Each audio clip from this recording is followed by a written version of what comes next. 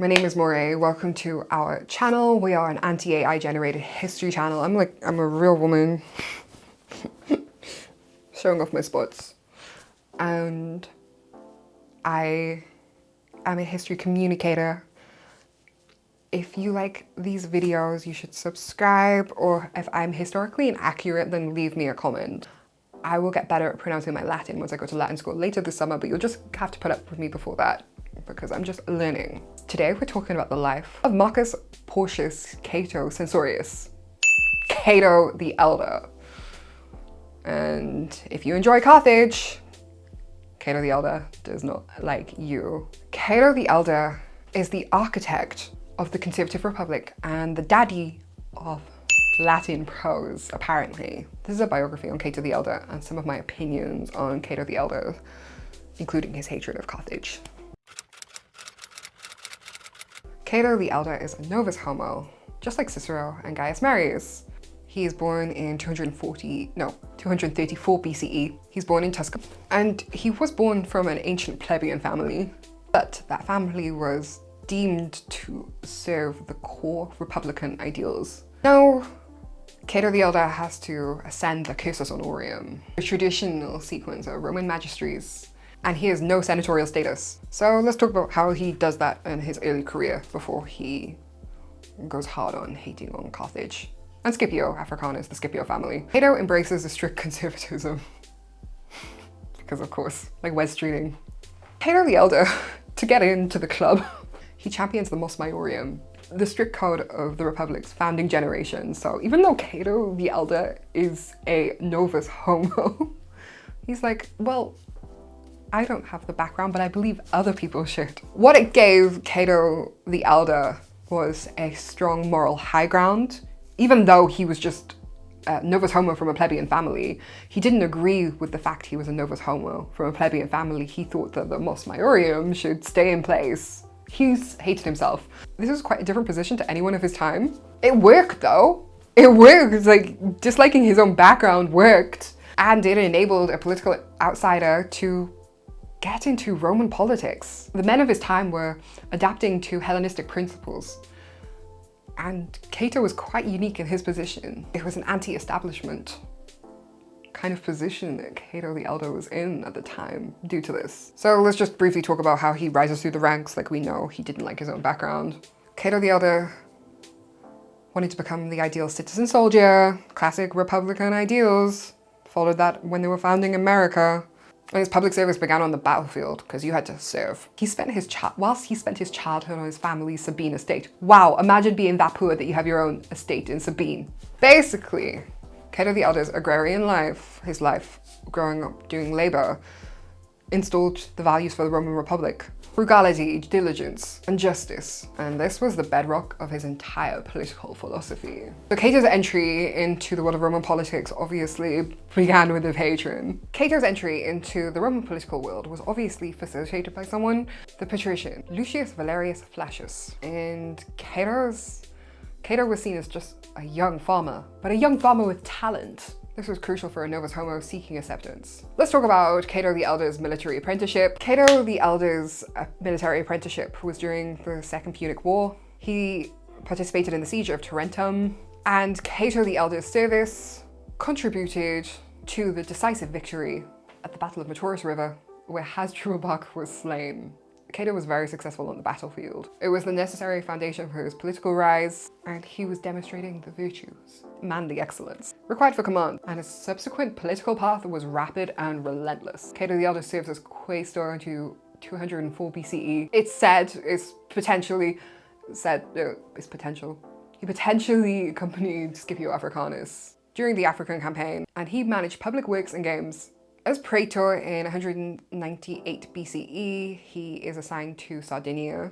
And we see Cato the Elder's love for financial discipline and frugality here. He expels moneylenders, and it starts the formulation of his lifelong policy agenda. He viewed usury as exploitative, disruptive, and bad for the traditional farming economy, and a symptom of dangerous speculative wealth. He wanted to curtail financial excess, and he wanted to regulate wealth generation in favor of stability. Cato the Elder achieves the apex of the cursus honorum when he's elected as consul in 195 BCE, serving along his patron, Lucius Valerius. His consulship is dictated by military activity, and he campaigns extensively in Near Spain, and he stamps out a rebellion. He organizes the province. He focuses on helping Rome by exploiting the region's rich gold mines. And even though he doesn't need to, he still carries on his military career. We see him at the Battle of Thermopylae, fighting against Antiochus III. And he loves this because he gets to claim the moral high ground and lecture the elite about their perceived moral failings. He really is a wanker. Like, his values of virtue and austerity, he believed were necessary. So let's talk about where Cato the Elder peaks.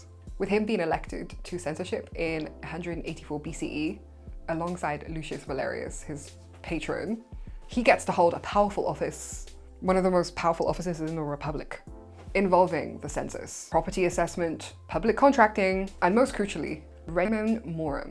And the power he holds apparently is so unparalleled.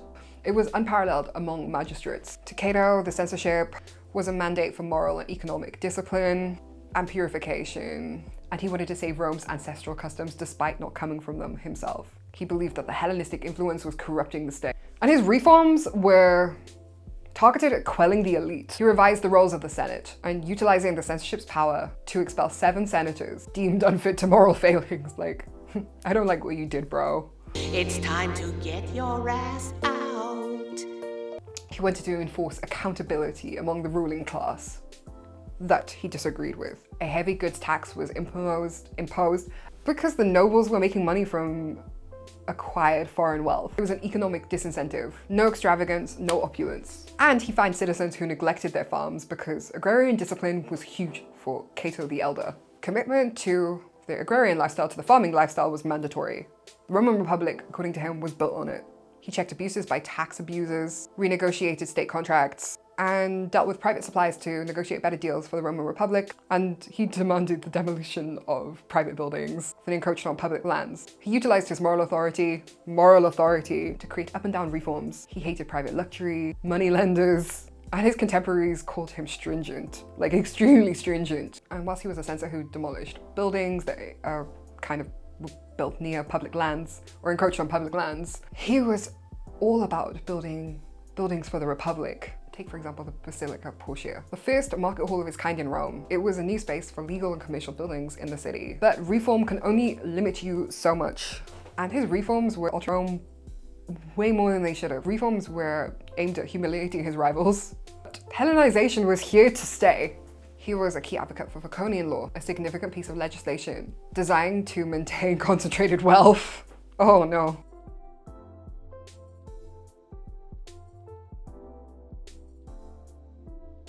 Prevent inheritances being fragmented by unnecessary spending. So he was policing everything. And the question is, why did he hate Hellenization so much? Greek philosophy and rhetoric, according to him, undermined traditional Roman Republic customs. There was an influx of Greek culture due to a small group of extremely wealthy individuals who had enriched themselves in the Greek East. Cato was like, eat the rich. No, he wasn't like that. He was like, we need to force them to follow our lifestyle. He hates the Africanus family, especially Lucius Scipio and Scipio Africanus himself. And he actually breaks the Scipionic circle. And why did he hate them? Because they had Greek taste. He uses virtues as a moral weapon. And morality was really the biggest weapon he had despite his military career. Whilst he was one of Rome's biggest haters of Hellenic culture, he was the one with the most knowledge of Hellenic culture. This was because he read so much Hellenic literature. He was the ultimate hater. He is recognized as the first Latin prose writer.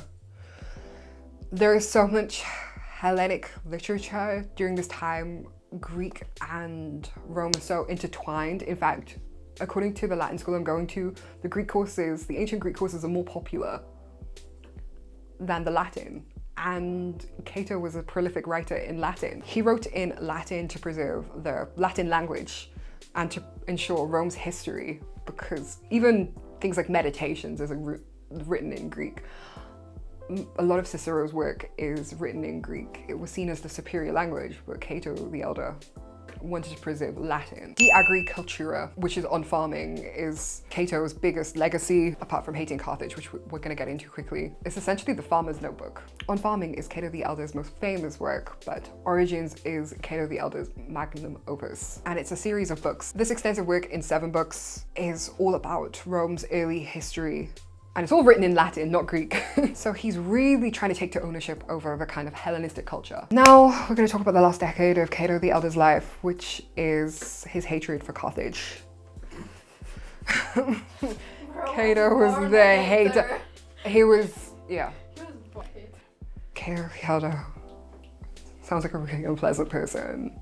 He's not someone you'd want to bump into at the club, because he would just be talking about how much he hates things. When Cato the Elder was like, yeah, he was the MVP of hating. In the last decade of his life, Cato the Elder was famous for this very famous saying, Carthage must be destroyed. And yes, Rome won in the Second Punic War, and it experienced a significant economic revival, but Cato believed a flourishing Carthage was a threat to Rome. And Cato, in the last decade of his life, advocated heavily for the Third Punic War. Every single speech Cato made during this time ended with the same sentiment, even if it was completely irrelevant to its subject.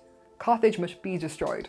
And this repetition was political rhetoric designed to mobilize public opinion. And then tensions escalated and military engagement began. And Cato's policies had created a lot of problems by this point, but he deflected those problems to get people to talk about Carthage, even if it was irrelevant. The idea of destroying Carthage reflected a prevailing Roman belief. Any existential threat must be destroyed. Cato the Elder got his wish. In 146 BCE, Carthage was completely ruined, destroyed. The Third Punic War was fought, and Cato's dream of total annihilation established a new precedent for the Republic and then the Empire. Absolute destruction over any existential threat was completely necessary. Cato the Elder dies in 149 BCE, and he left a hell of a mark on the Roman world. Cato the Elder can teach you that bitterness can be a career choice. Hater, hater, hater. And if you hate someone, study every single work they make. Any text, any tweet. Are they called tweets now on X? Study it, because whilst you might be wasting your time,